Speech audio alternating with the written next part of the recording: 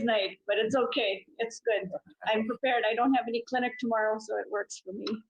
Yeah, we all the time have this problem. I also have all the time with, yeah. Okay, Yeah, so tomorrow being a Sunday is fine. Ravi, we have our program on Sunday, not this Sunday, but every alternate Sunday, the international, last one, Monica did, it was a outstanding program we had on our the 43rd UNESCO international program. one, yes. And that goes, because of Australia, it starts at 10:30 and goes to 1 for me, because I'm the last. Because we start at 6:30 in the mountain time, central time in US in the morning, and it comes right up to 10:30. If you take New Zealand, which we do have people, but that will be 12:30 in the night. So we left the Pacific and New Zealand out. Okay, so we are live.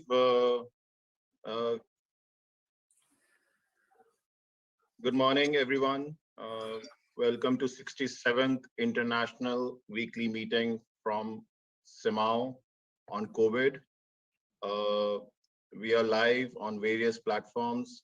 I also wish good afternoon and good evening for people from US. I know it's very late for them, but the meeting continues. We are sitting on 17th of July.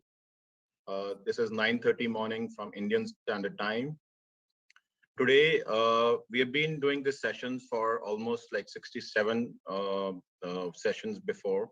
And today I thought we can do some CMAAO updates and all other countries which are present with us. We can have because a lot of confusion is there. A lot of people, especially in the Asian world, needs to know what's happening around. And whether the third wave will come or not is a big question. What is Delta Plus doing? How are people masking themselves? What is the other countries are doing differently? What we are doing? So all those questions were unanswered on all the meetings we are doing. So we decided we will do a country update at least once a month. So COVID-19 is obviously continuing spreading around the world. Over 190 million confirmed cases are there. More than 4 million deaths have happened in last over a period of time, nearly in 200 countries, with over 600 cases, 600,000 new cases. Will countries see the third wave? How severe will it be? All those questions are to be answered.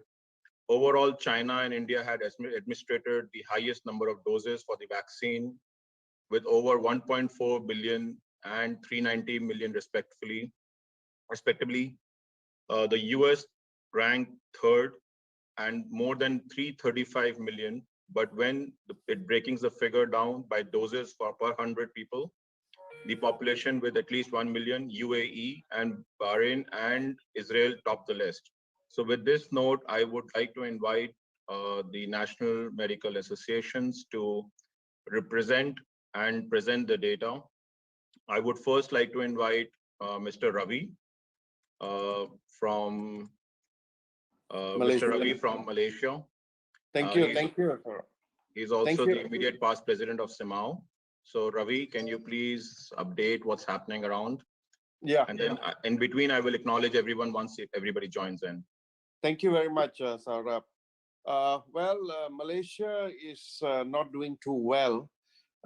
We seem to have a very high number of cases. Of course, I think everything is going down to the Delta variant. As of yesterday per day, we are seeing about 12, maybe 13,000 cases per day, with about 120 to 130 deaths. That is the thing that is a bit worrying here. Though we are in a total lockdown throughout the country, and we have been since 1st of July, despite the total lockdown, the number of cases have not gone down. Hence, what's happened is the government has now come back and said, we will revert back to phase 1, phase 2, phase 3, phase 4. Phase 1 is a total lockdown in most of the parts of the country. Phase 2 will be a lockdown with some sectors that will be open. Phase 3 will be a little more where you can dine in and all those kind of things. And phase 4 will be when you have less than 500 cases, which means life goes back to normal. However, what's happening with the vaccination, one good thing that's going on is we are now vaccinating at least between 350 to 400,000 people per day. In fact, that is a good thing. They've stepped up the vaccination process. We are having many vaccination centers. We have mobile vaccination centers. And for those who are special people, that means challenged people like handicapped, they go to the homes and give them the vaccination. A lot of general practitioners have been recruited.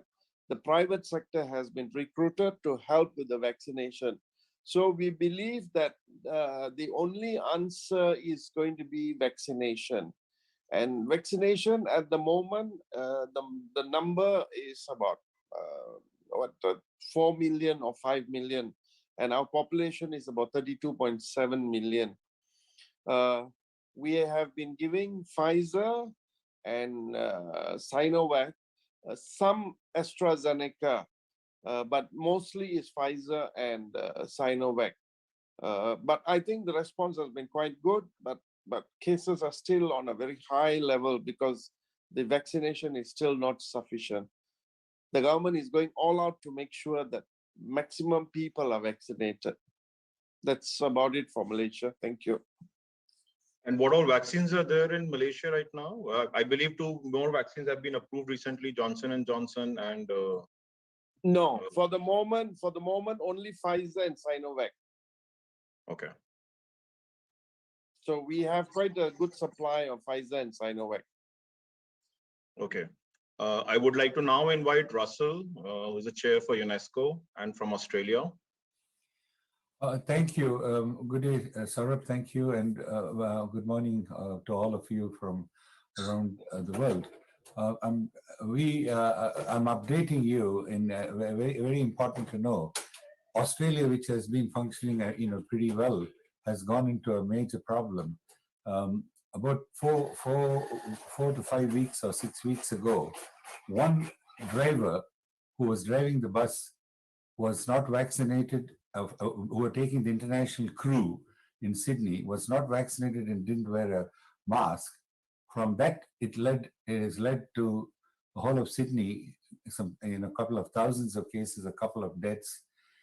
Following that, last week, 3 movers with some permit got allowed to come into Victoria to deposit something there, and then went on to South Australia. These 3 people, again, didn't follow the rules. They infected, and all with the Delta. So now we have a major problem with half the country, half the population under lockdown. Okay, so we're having the Delta virus. On the other hand, vaccine, as you know, Australia has been using AstraZeneca as the main one, which is being made here.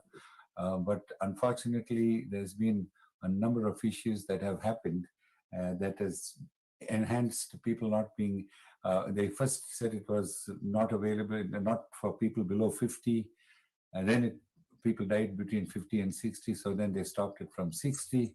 Then again, someone died after that, and so now anyone above 70, but now because of the shortage, we now started getting the Pfizer vaccine, which was for some reason they didn't get enough, but now Pfizer is coming, and we've reached about 12 or 13% of the population fully vaccinated.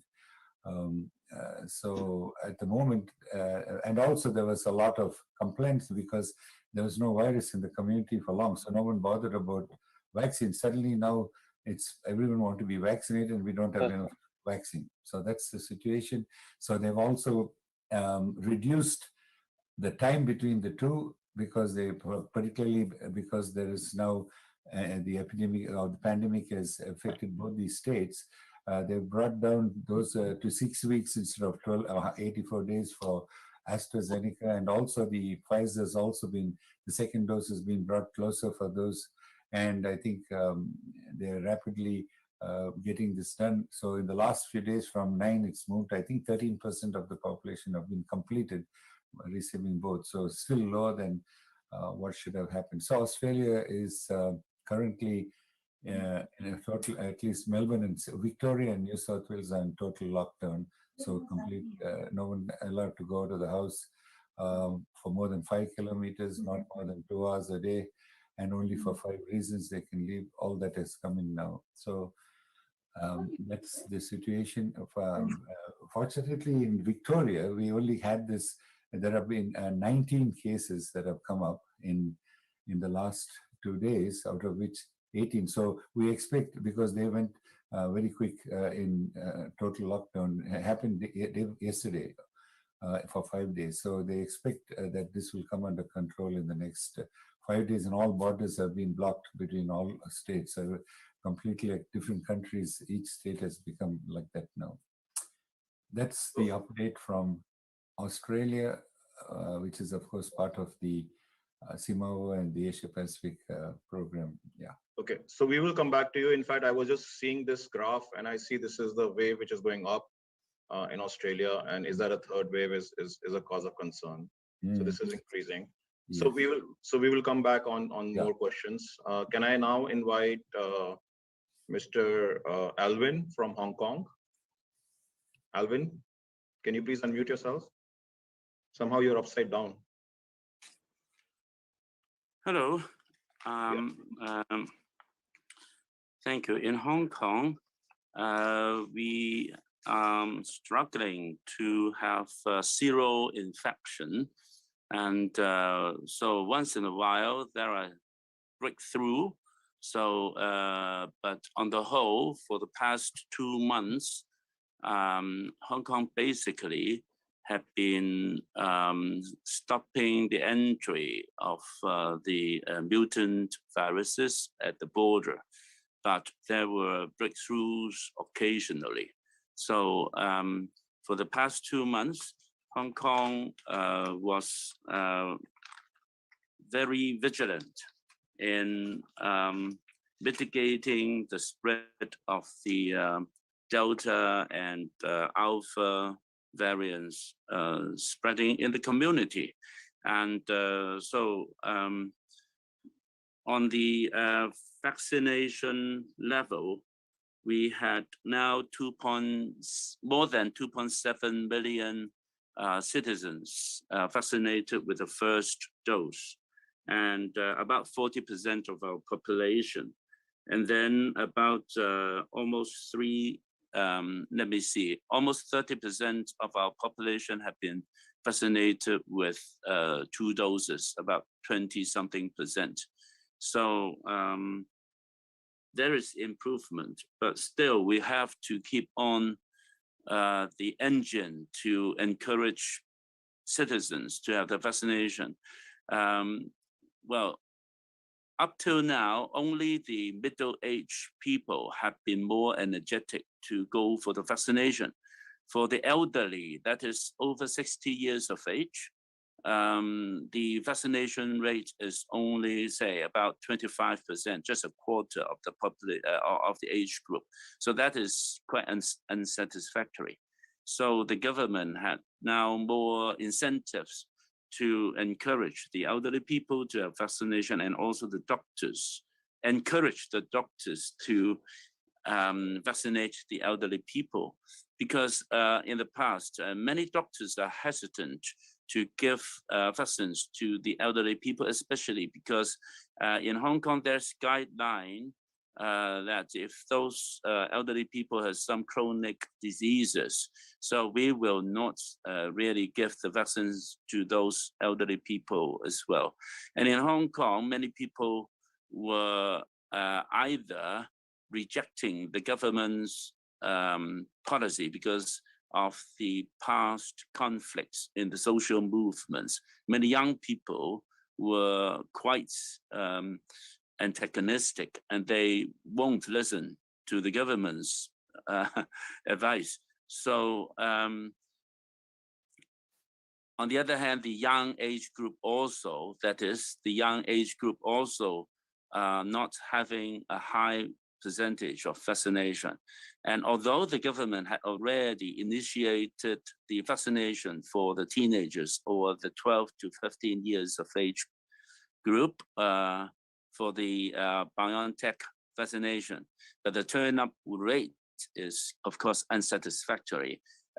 In June, that is because many young people had to face the examinations. The parents just won't allow the children to have the vaccination before the vaccination, fearing of the side effects. And after the examination is a summer vacation. So again, the parents won't encourage the children to have vaccination in case they have the side effects. And they could not carry out the mass vaccination programs in the schools as in the flu vaccination program every year because it's already summer holidays. So that's difficulty for the government to implement their vaccination engine. And although the commercial enterprises, they had initiated many incentives such as lottery and the prices to get different even apartments and other prices to attract the citizens to go for vaccination in order to get the prices. But I think those who were against the government, they still would not really accept those incentives. Now, so that's why the government are now thinking of ways to push the vaccinations to be linked with employment. Now, that is another very courageous move. Because that will almost step on the line of mandatory vaccination. Now, of course, even in UK, they had now steps to move to mandatory vaccination, say for medical workers, for some frontline people or high-risk groups. But in Hong Kong, the move towards ordering vaccinations as mandatory, say, for example, for medical workers, for teachers, for those working in the hotels, you know, elderly homes, there is a great resistance in the society saying that the vaccination should not be mandatory, should always be voluntary, ethically. So now they are preparing the lobbyists and those KOLs, those key opinion leaders are talking in their own territories to help the government to push to such a mandatory vaccination move. So we keep our fingers crossed. As doctors, we always would advocate high coverage of vaccination, but there are still strong voices, loud voices against mandatory vaccination, even in those high-risk professions or high-risk environments or high-risk groups. So in any way, we hope that up to September, before the next school year begins, and for the economic sectors to be reopened more, the government hoped that the vaccination rate at the end of September could be reaching 70% of the population. So we keep our fingers crossed. It's not easy because there are, of course, the rate of vaccination now is picking up due to the incentives. But however, there's still a substantial proportion of the population that's still against the vaccination, not to mention those anti-vaccination people. There is still a group of naturalists that are, those are anti-vaccinationists and some religious people who are also anti-vaccine. So we hope that the vaccination rate could improve substantially, but also some academics, some professors in those universities were very suspicious that even you reach a 70%, is not yet the threshold, the new threshold for herd immunity in Hong Kong because of the emergence of the variants of concern coming to Hong Kong. And also because half of our vaccinees, in fact, were receiving the Sinovac vaccine manufactured by China. And scientifically, what they have published is still only a 50% efficacy of the vaccines in the third phase trial. And say in Indonesia, the real life experience is that many vaccinated medical personnel, including doctors with Sinovac vaccine, had been confirmed to have COVID-19 infection, and many of them even had died. So the scientists in Hong Kong are a bit worried that with the vaccination with Sinovac vaccines, would the herd immunity be sufficient only by 80% of the population being vaccinated? So we have to have more scientific data. And the Chinese manufacturers are doing studies to have data to show whether the vaccinees with the CoronaVac, that is the vaccine produced by Sinovac, really need a third dose to boost the protection rate. Because the University of Hong Kong had again produced a paper that showed that the neutralizing antibody level of people vaccinated with BioNTech was 10 times that of those vaccinees with CoronaVac or the Sinovac vaccine. So this is a question mark that if those citizens vaccinated with CoronaVac or Sinovac vaccine, they need a third dose, probably, first of all. And secondly, because half of our vaccinees were with such vaccine, the Sinovac vaccine, the herd immunity might be sufficient only if we reach the 80% mark. So that's our situation in Hong Kong. Well, just another point from mainland China, the news said that they had already got 1.4 billion vaccines administered to the mainland people. And so I'm not sure the age group of such vaccinees in the mainland. Probably they had not vaccinated so much in the elderlies and also the adolescents, but I don't have the data yet. So that's the situation in Hong Kong and mainland China. Thank you. Thank you, Alvin. Can I invite Dr. Chong from Singapore Medical Association? Also, I think there's it's a very unique thing which Singapore has done, which I would like you to cover, is that they have made new rules for people who are vaccinated and people who have not been vaccinated about the COVID, So over to Mr. Chong. Can you unmute yourself? Hey everyone, sorry I was a bit late this morning.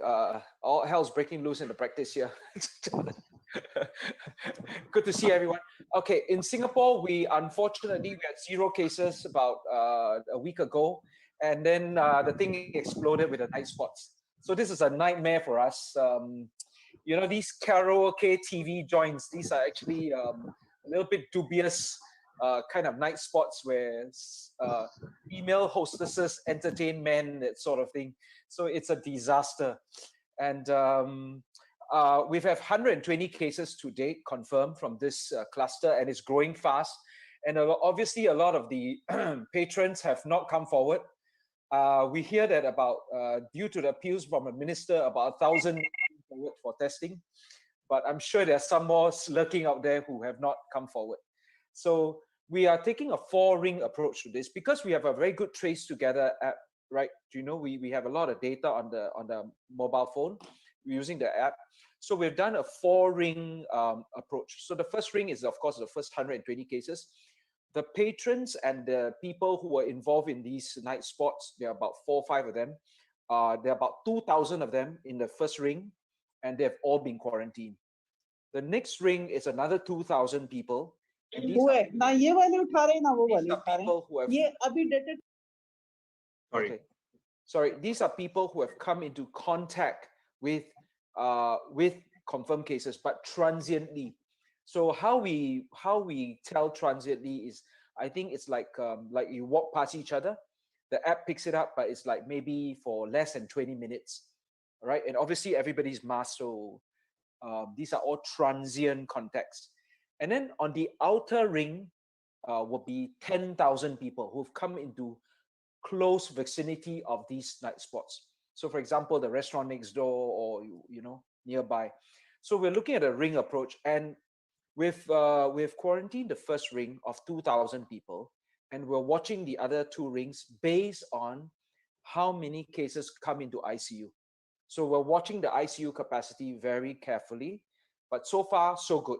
We only have 1 fella in ICU at the moment, one case in ICU.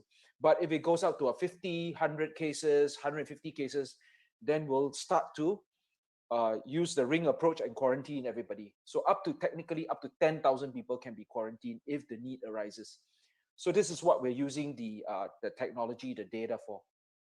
Now, the other interesting thing is that these night spots were a little bit dubious. So a lot of people switch off their phones, switch off their Bluetooth. The Trace Together app works by Bluetooth. So they've switched it off deliberately, obviously. Don't want to let anybody know where they've been. So that is the unknown that we are dealing with. So we have no idea. Our leadership here has appealed to these people to come forward, and we hear about 1,000 over people have come forward. So we pray and hope that a lot of people will be sensible about protecting themselves, their families, and their loved ones, and come forward for testing. And the testing is anonymous. There's anonymity guaranteed. I'm not sure about prosecution, but anonymity is guaranteed at the moment. So this is a situation in Singapore. On the vaccine front, we have vaccinated 71% of our population. So there's a gap missing. For those who are 12 to 69, we have vaccinated more than 80%. But for those who are above 70, we have vaccinated 71%, and 29% have not been vaccinated. And these 29% are about 140,000 elderly. Now, they are a problem because our ICU capacity in Singapore is 1,000+ beds. If there's big figures in the elderly, we can be swamped. So we are now pushing very, very hard to vaccinate these 140,000 elderly, reaching out to them, going to their homes and so on. And they are important because they are a potential sword of Damocles that can bring us down. The other thing is, interestingly, Alvin mentioned about exams. When we extended the vaccines to 12 to 16-year-old kids, the first priority we gave to were those taking major exams, for example, O levels and so on. And the uptake was very, very good from parents of children who are taking major exams this year. So that was something very different from Hong Kong and Singapore that we noted. Otherwise, the other thing is that because we have just liberalized the dining rules, we used to only allow 2 persons to dine out. Now we've allowed 5 persons to dine out. We are introducing a set of rules where if everyone's been vaccinated, all 5 can dine out. Whereas if you've not been vaccinated, only 2 persons can dine out. And one of the reasons why we're trying to make a differential between the haves and the have-nots, the have vaccinated and the have not vaccinated, using some social pressure and social policies to persuade people to vaccinate. It's still not mandatory, but there are some pressures being put on, as what Sarab has alluded to. So, for example, how do you know that a person has been vaccinated? It's also on the app. On the app, we have a little thing that tells us that we've been vaccinated. I think you can see, if you can see for yourself, there's a vaccinated, I've been vaccinated, and there are details inside the app. So you can actually show, when you enter the restaurant, you can actually show the person who's kind of checking that, look, I've been vaccinated. So if you're vaccinated, all 5 of you are allowed to sit together to eat. But if not, because eating has been deemed by our leadership here to be dangerous, because everybody takes off their mask and starts talking and so on. So this is a high contact, you know, kind of activity that we're looking at. I think basically that's the situation in Singapore. We are watching with bated breath to see whether this cluster explodes, because, as I said, there are a lot of unknowns. So that's the situation we have in Singapore. But so far, so good. Thank you. Thank you, Dr. Chong. Can I invite Dr. Pillai from World Medical Council?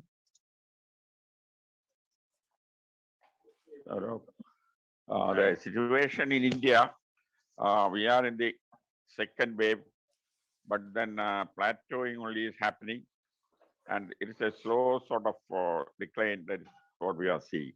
Now, per day, we have almost 43,000 cases per day, and that's where we stand.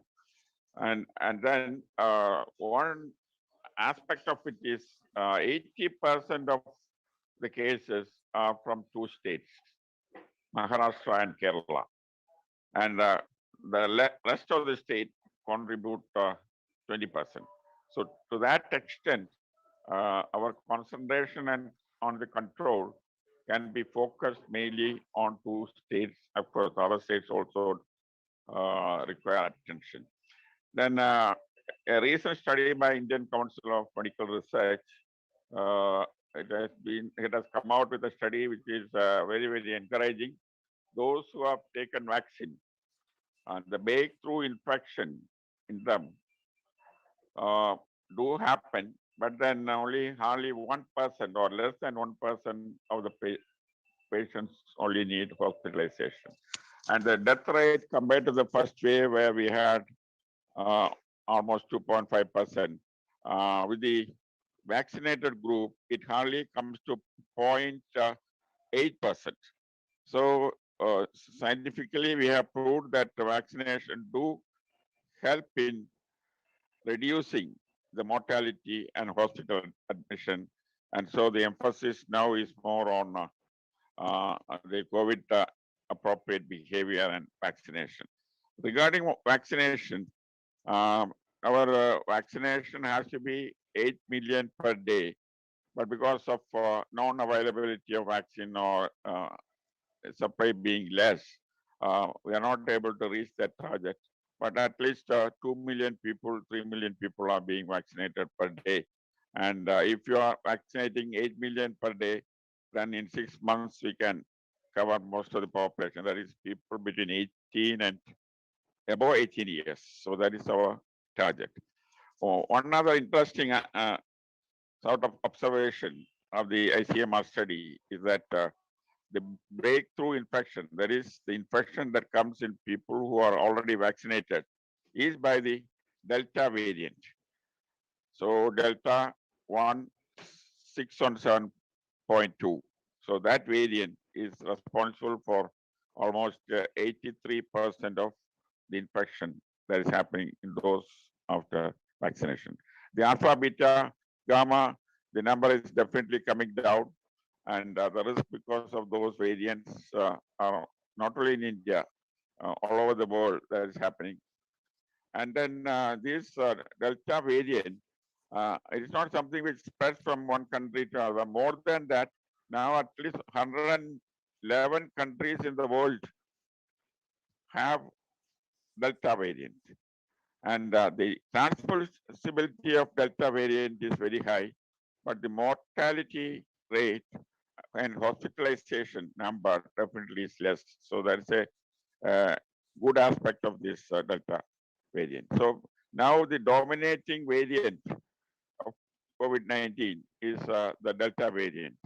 Then of course Y123 are also Delta variant Y123 also to some extent are there, but the percentage is only 1% or 1.3%. The only problem is the transmissibility of this variant is very high. Mortality and hospitalization need definitely, hospitalization need is definitely less, and mortality is also very low.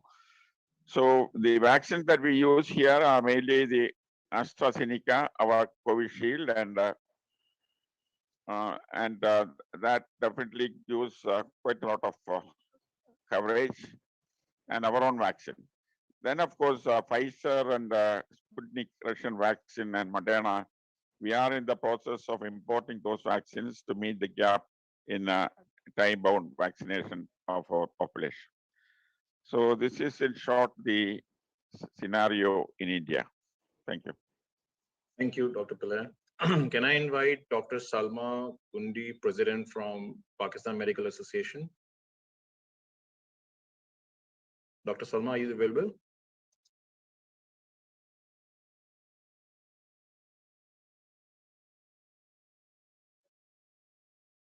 Otherwise, can I invite Dr. Ashraf? Hello. Yeah, okay. Dr. Salma, yeah. Thank you for having me here. It's a pleasure always being here. In Pakistan, we have a very slow pace. Only about 5% of the population has been vaccinated so far. That is about 2.1 crore vaccines have been administered, and our population is about 22 crores. And most of the vaccine that we have is the Chinese vaccine, Sinopharm, and then we have Sinovac. We also have CanSino, which is the one-dose vaccine. And now in the private sector, they have started Pfizer and AstraZeneca. But the people are shy about AstraZeneca. Probably they know about the reports of coagulation or whatever. Anyway, we are trying, the graph is going up, unfortunately. So the government has announced summer vacations, and that's going to save our kids in schools and universities. And on the TV and everywhere, there's this mass campaign about wearing a mask, getting vaccinated. And I hope, and sanitizing and using soap and keeping themselves clean, I hope it has an effect. And I think it's the variant, which was the Indian variant, that has found its way into our country through Dubai and through people in Afghanistan. Anyway, that is it so far. I hope to God we get good results in the future and our pace of vaccination increases, inshallah. Thank you. Thank you. Can I invite Dr. Jamal from Bangladesh? Dr. Jamal, are you available? Yeah. Thank you. Actually, I just express my sorry. Actually, I'm in a conference workshop, but I can just speak here because it's necessary to inform you the situation prevailing in Bangladesh. Actually, in Bangladesh now, almost this is the last week we have an average of 12,000, more than 12,000 infection, and the death is almost more than 200 in the last week per day, which is actually alarming because actually it is spreading like anything. It is the Delta variant is prevailing here, so it's mostly outside our capital city, Dhaka. So it's in the periphery, and I informed you before that it's in the district, bordering districts with India. So we are actually struggling now, and it was a lockdown, but it has been loosened just 2 days back, and because of this festival, the Idul Adha, which you say, it is just knocking at the door, and so for 1 week it has been loosened, and after that, after 22nd, it will be again under lockdown. So and vaccination is also continuing. We have now almost quite a good supply this month, and above 18, the people will be allowed to go for vaccination because we are planning to just vaccinate our senior students, I must say. And senior students means that's those who are going to the college and university like that. So that is why we are allowing them to go for vaccination so that we can start our education and schooling and other things. So this is the scenario actually going on in Bangladesh. So thank you so much. Thank you very much. Can I invite Japan Medical Association, Dr. Marie?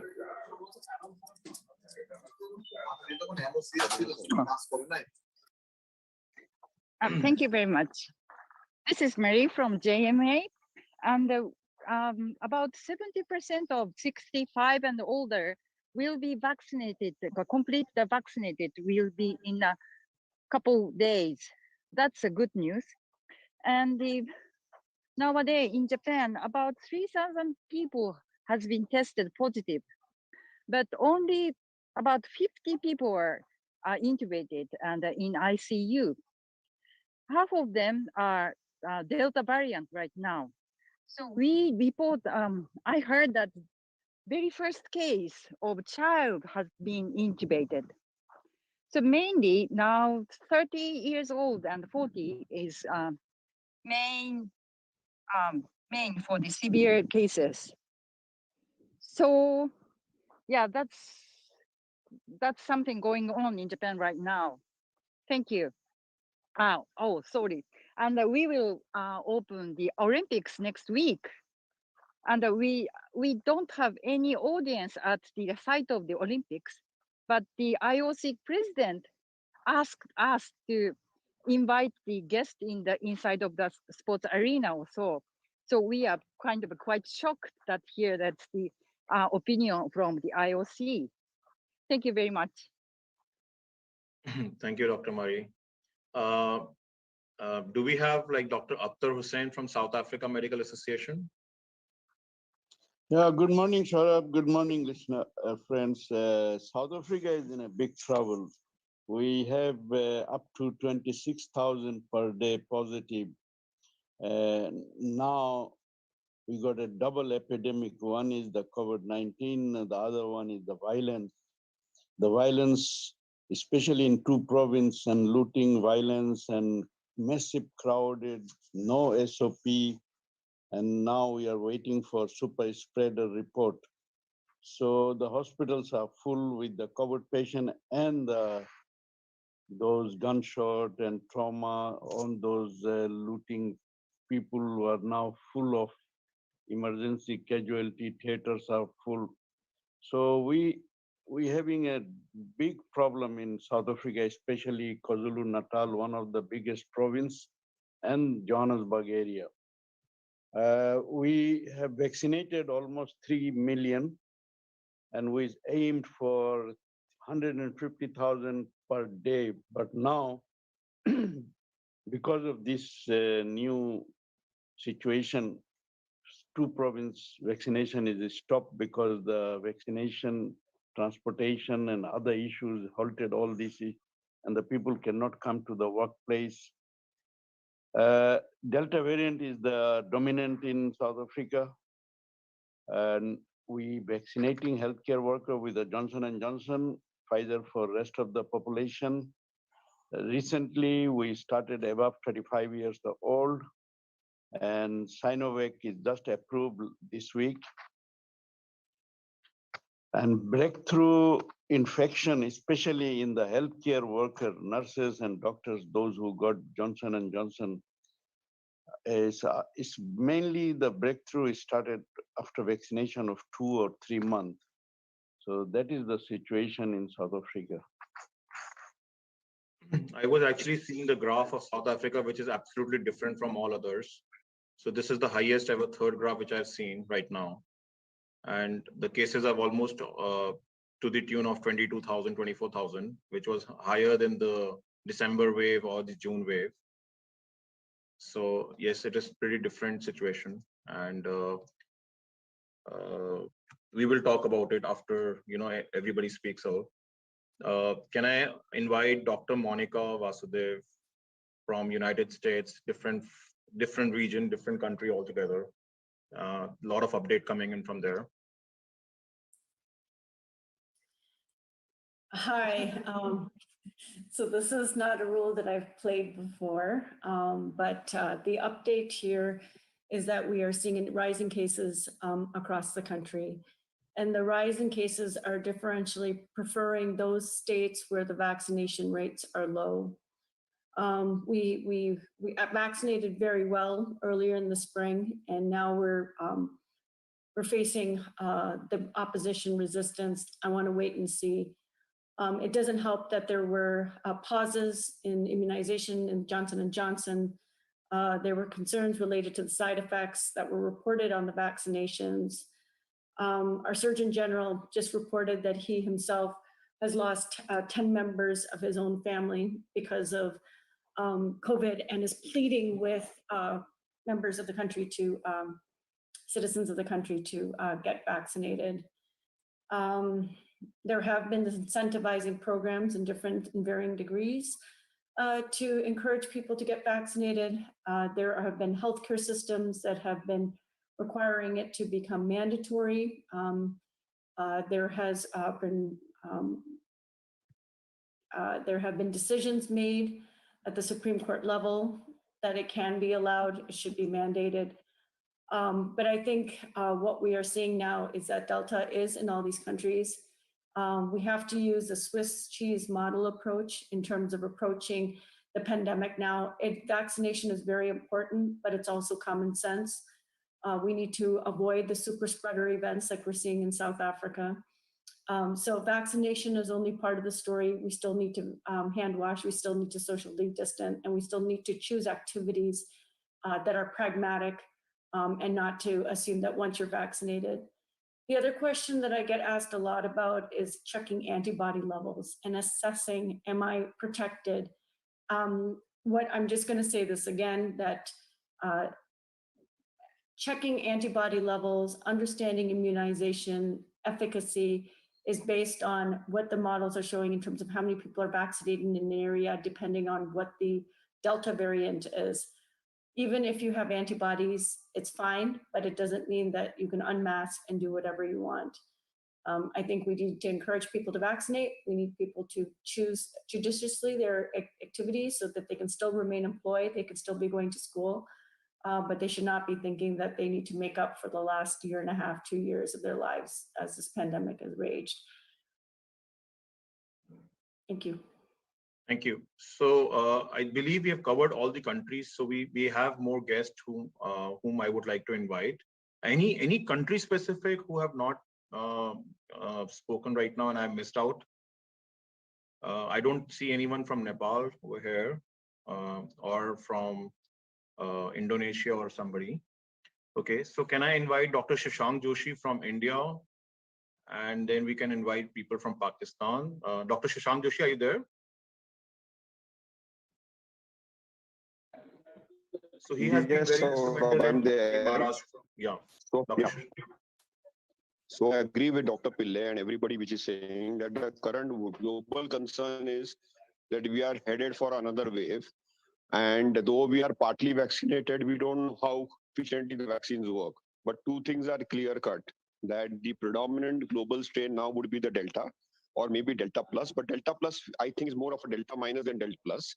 So the current concerns in India, particularly as Dr. Pillai said, are Kerala and Maharashtra. And the current focus is on testing, tracking, treatment.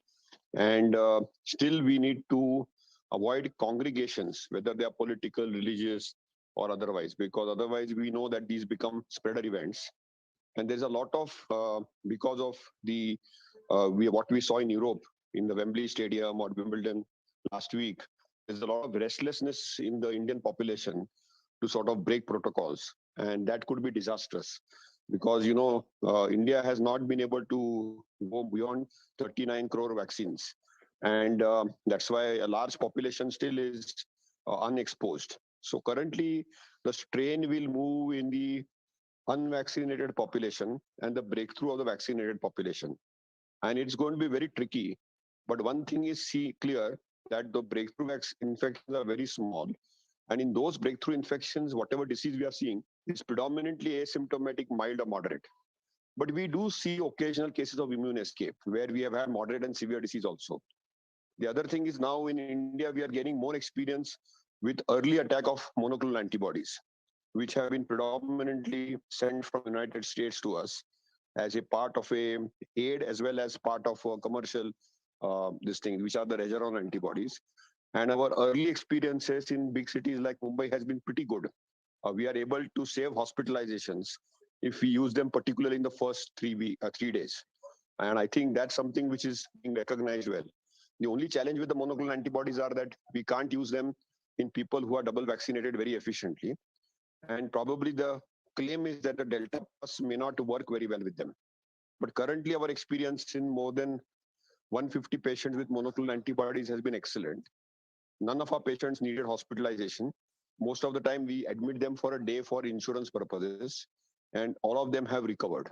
So that is the only thing, that early treatment option, which may reasonably there in the high-risk population, is available now. And of course, our struggle beyond Covishield, as Dr. Pillai said, and Covaxin has been the Moderna, Pfizer, and more vaccines to come into India.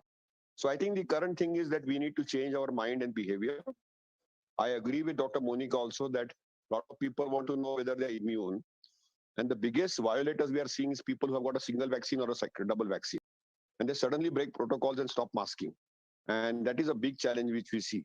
Now, unlike the US, which has a lot of free air and not very crowded, clustered, poorly ventilated environments, most environments in the US are well ventilated, open air. India has a lot of crowded spaces and poorly ventilated spaces. So the transmission risk is much more. So I think we are at a turning point in India where we are trying to unlock. We want to curb the next wave, and we want to see to have safe environments, both at workspaces, school spaces, and restart the economy. So, I'm very disturbed with what's happening in South Africa. But if we don't handle the situation well in India, we might have similar situations. But we feel that, the third wave, if it comes, will be mitigated, mutated, and much milder than the second wave, which was very, very, explosive and violent, unless and until an unusual strain breaks. And therefore, we are trying to do more and more genomic sequencing studies. And current data shows that beyond Delta, we have not discovered anything new. So that is the good news. And I think we still need to have the mental health strategies, how to get people to implement better behavior. That remains the big challenge. And a larger supply of vaccination, the government of India has promised us that in the next 2 to 3 months, we will be able to have almost 20 to 30 crore vaccines per month, which will probably vaccinate 90 crore population. India has a population of around 130 crore. So I think we should be good in the next 3 months. Thank you. Thank you. And in fact, yesterday I was traveling, and I just want to add what Dr. Shank Joshi was saying. There was a political rally, and there was a loud music which was going on. There would be 100 people there. And when there is a loud music, when you want to say something, forget about the 6 feet distance. They were actually, speaking in the eye, in the ear, and which is actually a cause of concern. And you never know what the third wave will bring. Now, can I have Dr. Ashraf Nizami from Pakistan Medical Association, also the first vice president for CMAAO? Thank you very much, Saurabh. Certainly, President of Pakistan Medical Association, Dr. Salma Kundi, already has talked about the status in Pakistan. First of all, as I would like to greet my friend Russell from Australia, to see him in good health and active again. I appreciate all the participation. If in Pakistan to be said that when we have started from the last year, it is about 983,000 about people who have been infected by the COVID-19. And deaths, what we had up till date, that is 22,720. This is the official data which I'm sharing. Active cases, we have 43,670. Last 22 hours, the tests what we have performed in Pakistan, these are about 37,700. And new cases in Pakistan, 2,327.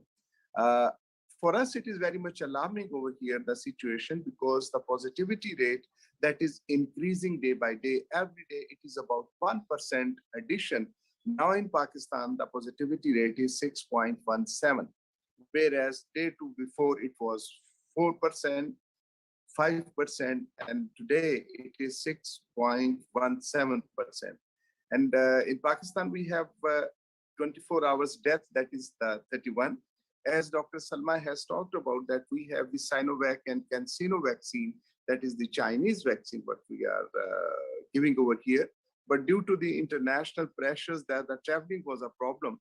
And those fellows who want to travel abroad, the government is providing AstraZeneca, and up to some cases there is the Pfizer, but we are having the shortage.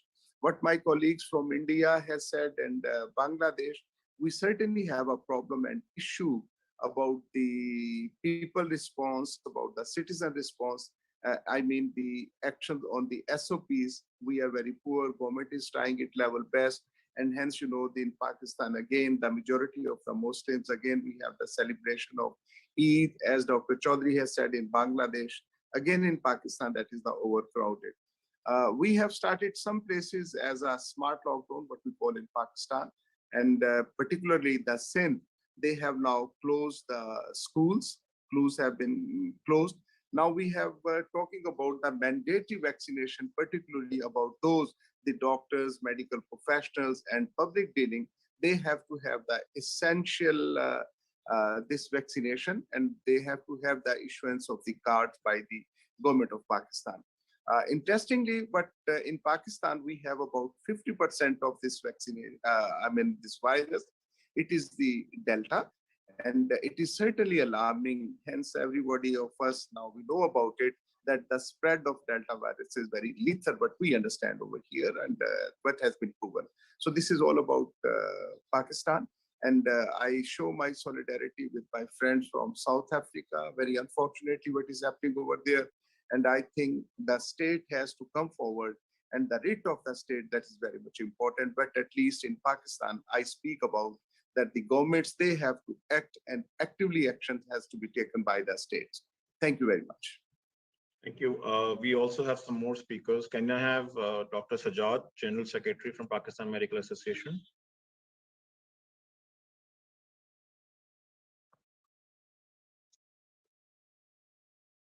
Okay. Can I have Dr. Bukhari, Mr. Bukhari? Thank you very much, Dr. Agarwal, and everyone. Everything has been told by Dr. Salma and Dr. Nizami. But one important thing and very alarming thing I want to share with the colleagues, that tomorrow data was declared by the state government. This is the National Institute of Virology. Randomly, 2,062 people were tested who were showing some certain types of. Dr. Bukhari, your voice is not very clear. There's a lot of disturbance. Yeah. Are you hearing me? Yes. Okay. Thank you very much, Dr. Agarwal. One data I want to share to everyone that yesterday the state government has declared a data that 2,062 people were randomly selected, and their phenotypes were tested in the National Institute of Virology, correct?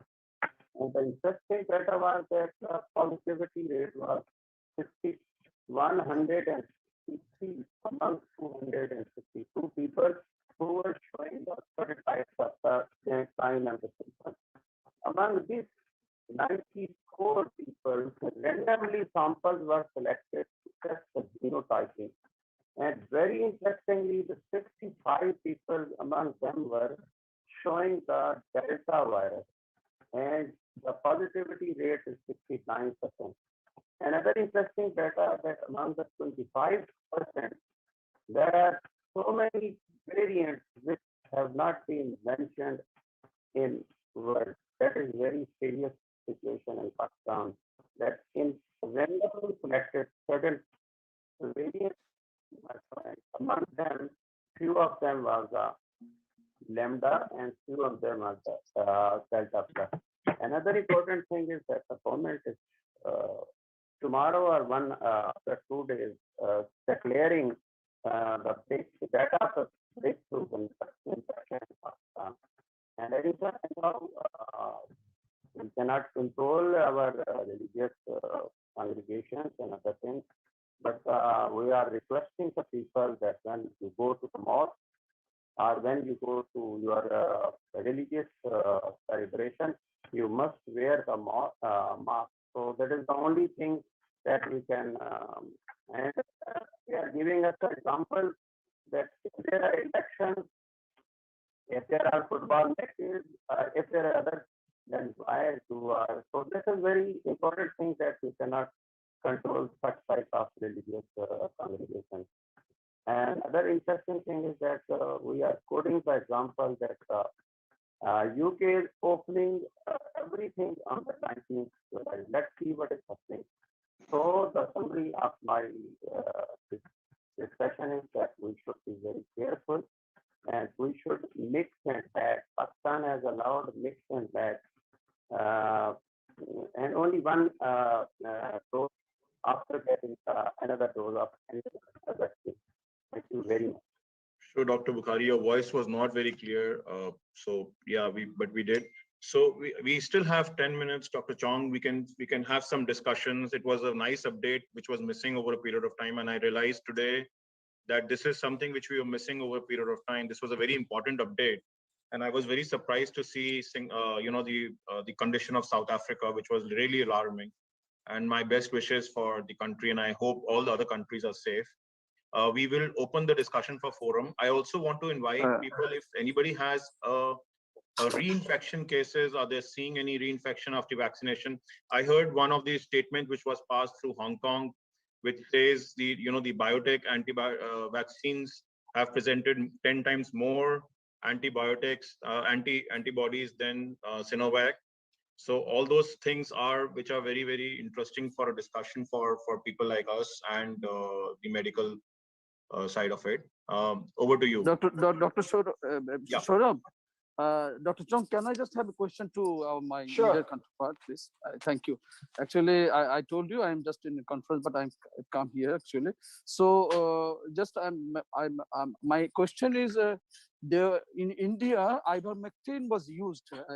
Of course, I must say relatively hugely because it was actually prescribed in the protocol given by the Union Ministry of India, Union Health Ministry. Later, after 1 week, just another protocol, actually, they just brought it out from the Director General of Health Services of Central. So can you just tell me that, because, in Bangladesh, it's just going crazy, actually. And recently, one article came out, actually, this is a preprint, of course, message. It's from the Egypt.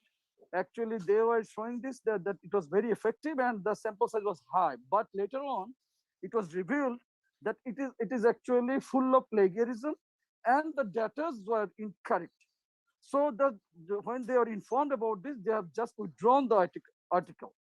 So I want to know the situation actually. Can you just tell us, my friends, that what about the ivermectin actually prescribing in India, so that in Bangladesh actually we can just save ourselves, because WHO, in March 21, they have warned no ivermectin for treatment purpose. Thank you. I think Dr. Shashan answered it very well last week. Can we get him to answer it? Yes, sir. So this is Shashank here. See, this ivermectin is like a double-edged sword. Originally, we found that it could have been reasonably effective for prevention or treatment in mild disease. But the data generated on randomized control trials has not been supportive. And therefore, the government of India and various other governments did not sort out routine use of ivermectin outside of research setup. And now with the advent of molnupiravir undergoing randomized control trials, favipiravir, which is available, and all these drugs only work if you use them in the first 48 hours to 72 hours. So for treatment, if you want to use ivermectin, it is completely experimental therapy. You can use 12 milligram twice a day for 5 days. If you give it in the first 48 to 72 hours, it may be effective in a research setting with or without doxycycline 100 milligram twice a day for 5 days. But the data did not support it. So initially the AIMS, ICMR, national protocol, as well as the Government of India protocol had it. In lack of data, took it out because they realized that it may not be saving lives. And whether you give ivermectin or whether you give placebo, it would be the same. Which is why currently it is allowed to be used only in a compassionate ground or research ground. But otherwise, for routine ground, it was withdrawn. Similarly, for prophylaxis, we use initially hydroxychloroquine, which did not work. And we also, for mild treatment, we use hydroxychloroquine, which has mixed data. So ivermectin prophylaxis also 12 milligram once a week was used in some populations. That is also in a research mode. So currently, if you ask me, ivermectin is in a research mode. It cannot be used as a governmental recommendation at all. Various governments across India have not recommended the routine use of ivermectin. It may be useful in exceptional circumstances where nothing else is available. What probably will come in mild disease beyond monoclonal antibodies is probably the Dr. Pillai here. Just two comments. Can I? One is that the antibody titer estimation, it has a lot of fallacies because what we had estimated in 3 phases. And in the first phase, the antibodies in young patients who had COVID had low antibody values. So you cannot directly link your immunity with the antibody titer that you measure. But then for an epidemiological survey, it may be useful. But then when there is a challenge of a second infection, even with the low antibody, once there is a challenge of infection, naturally the T cells and CD4 and 8 all get activated, and the antibodies can at that point of time go off. And that is what experts view. Regarding reinfection, we had one case. Our first case in India has been a medical student who has been in Wuhan and returned back home. That was way back in December 2019. And that girl has reinfection now, but then she has not taken vaccination. It has been approved reinfection in her after almost 1.5 years or more. So that brings to the point whether you had to have booster dose once in a year or so, but we cannot definitely sort of ponder about it because already the first and second dose we have not been able to administer in the eligible group of people. So only after that we can think of a booster dose, which invariably will be required. Thank you.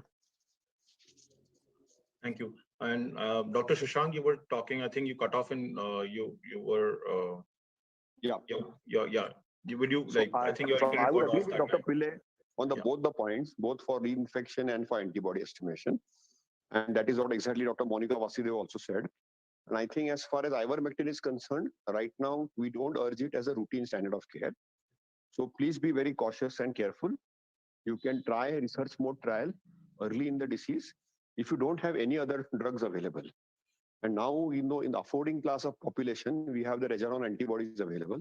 So they have virtually become a standard of care in a small cohort because it is not accessible and affordable to a large population. And therefore, we want to regulate those prices. And we want to see whether we can have an affordable antibody cocktail, which may be available in early disease. Molnupiravir is a drug which is undergoing investigation, phase 2, phase 3 trials in the US and India both. And we believe 800 milligram twice a day for 5 days, that RCT is probably will be submitted for US submission as well as Indian FDA submission somewhere in the month of July, August, end July or mid-August. That may be, useful in early disease. Now, the innovator of ivermectin as well as innovator for molnupiravir is Merck. So Merck came out with a statement not to use ivermectin in routine care. And that is what WHO also endorsed. So right now, in absence of generation of good quality data in a research setting, we do not recommend use of ivermectin. Okay. Thank you, Dr. Shashank. Thank you, Dr. Joshi. Interestingly, just now you were talking, I think somebody was talking about Sinovac versus Pfizer, BioNTech. So in Singapore, we've been using Pfizer and Moderna initially, and we had about the 200,000 doses of Sinovac. So that was released because WHO approved it. But the Singapore government has kind of hasn't quite, our regulators haven't quite approved the use of Sinovac in Singapore yet. We released it because of the WHO approvals. But having said that, I've seen some trials coming out of the big trial coming out of Chile, which was published in New England Journal of Medicine, and the Sinopharm data looks quite impressive actually. Is this borne out in the countries that are using these two vaccines? And one more thing I can add actually, Dr. Chong, just yesterday probably it came by notice actually, that's the AstraZeneca vaccine has got actually more actually, this is a lifetime something time because it activates the T cell, memory T cell. So the data is showing that it will work for more and more time actually than other vaccines. Is it how you think about it? Yeah, it's probably more reactogenic. Monica, you have anything to say about these? Let's say what I've just asked about the Sinovac and the Sinopharm. So I don't have that much data about the Sinovac and the Sinopharm, but I do know that they showed that the germinal centers were activated a lot longer and supported longer memory B cell long-term immunity with the presence of germinal cells with both Pfizer and Moderna. And that was data that came out a couple of weeks ago. And let me see if I can pull that up for you.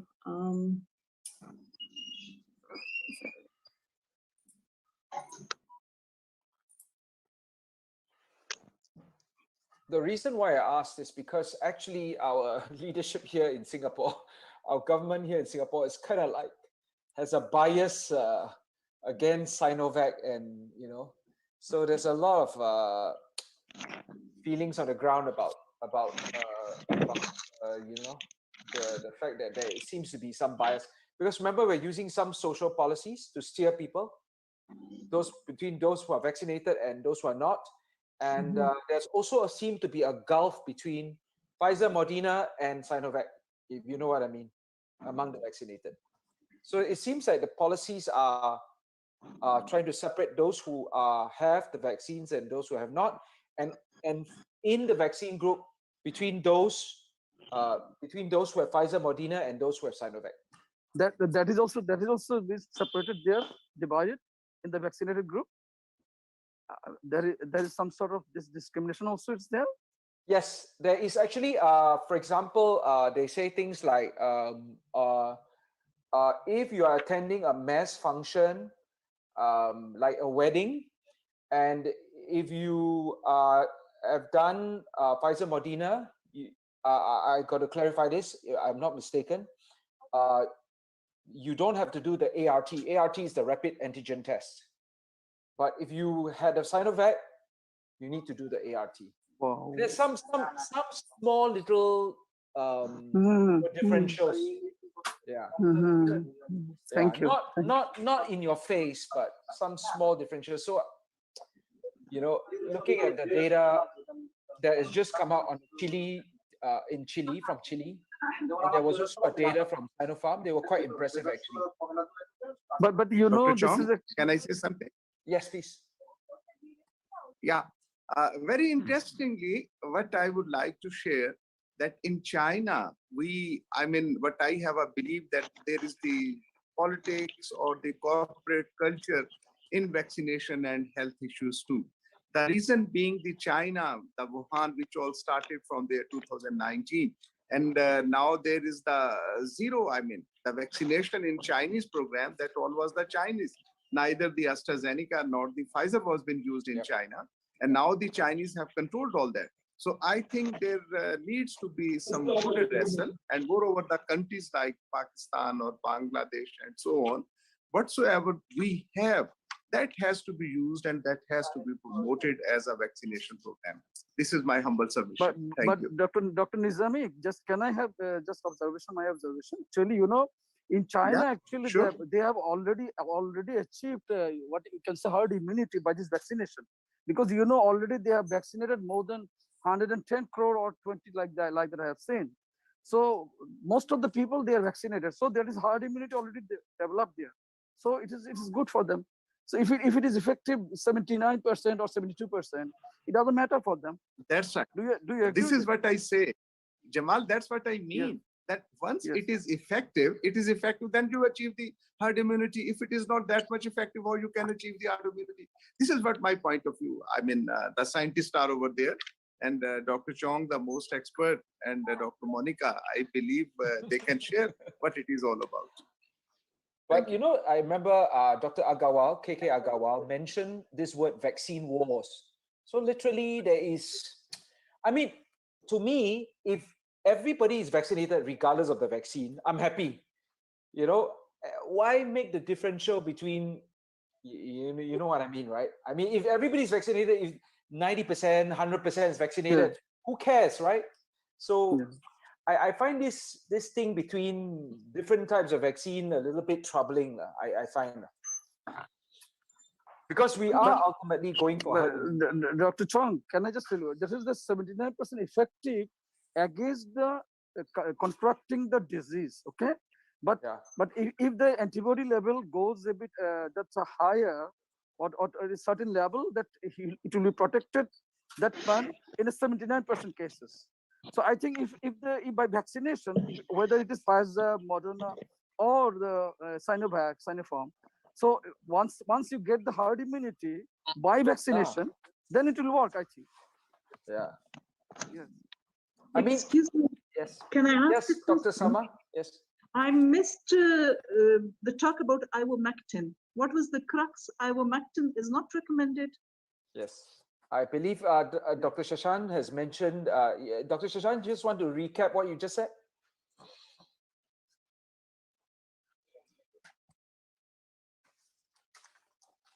Because anybody who comes positive, No, I do if Dr. Shashank is not here already, so I can just tell what he said, because it was my question actually.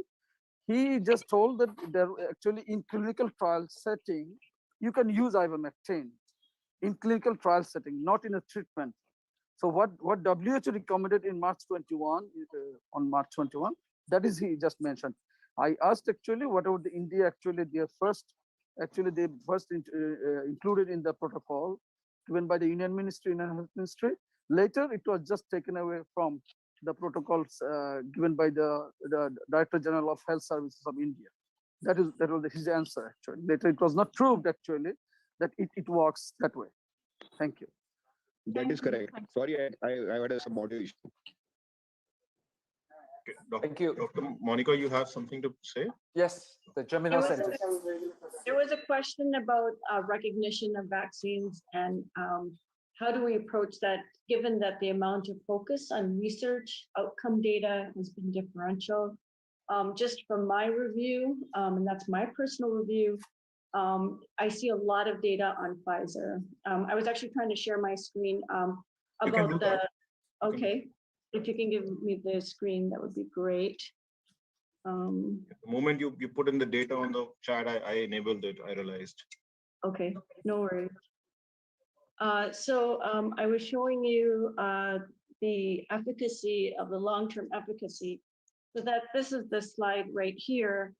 And what you're seeing here is a paper where they're showing that the mRNA vaccines are inducing persistent human germinal center responses. And germinal centers are where you have the residence of the memory B cells, the very specific production of antibodies.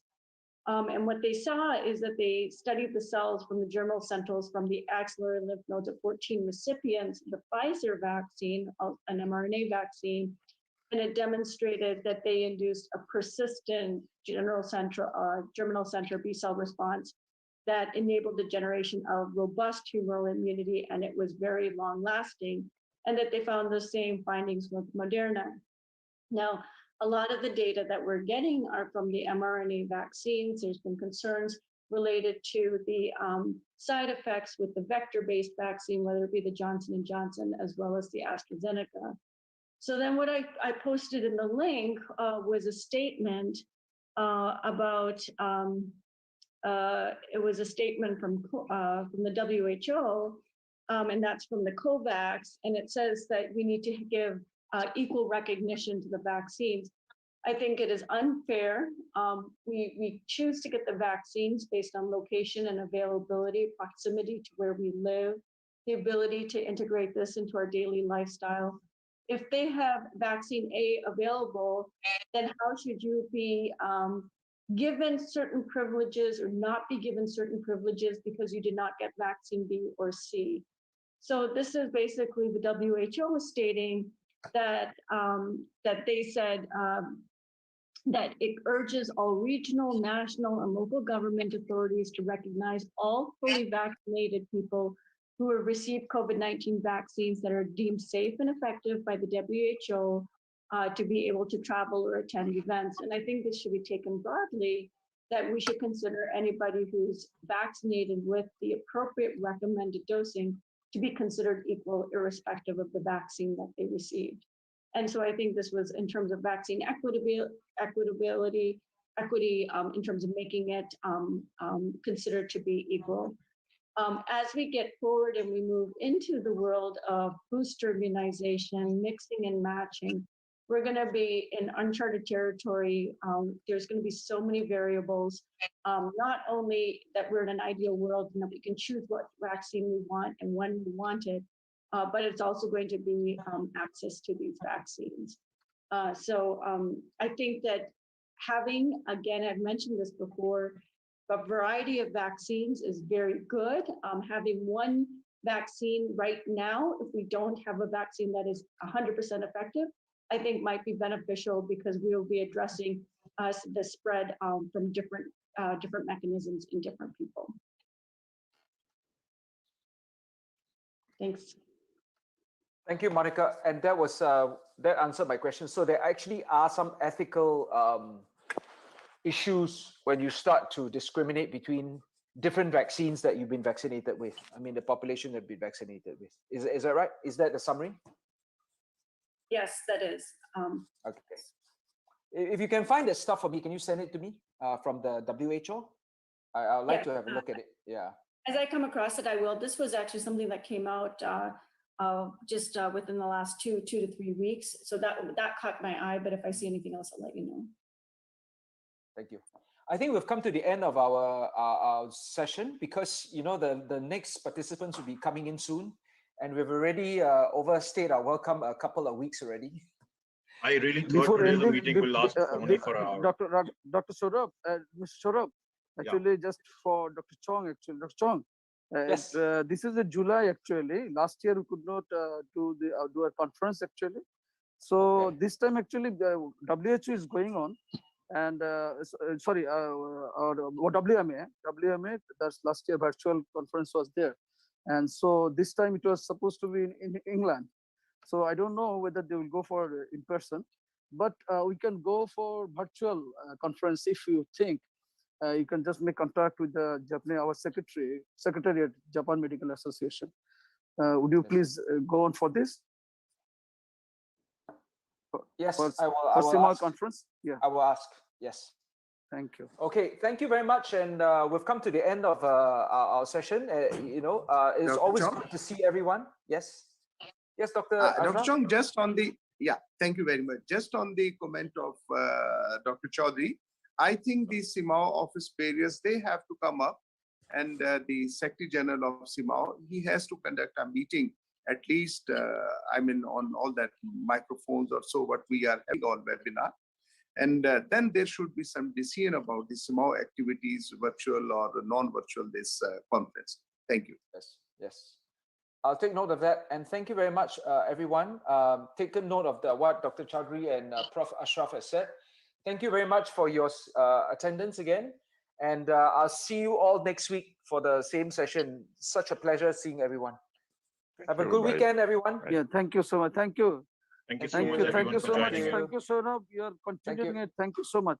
Thank you so much. Thank you so much. See you next week.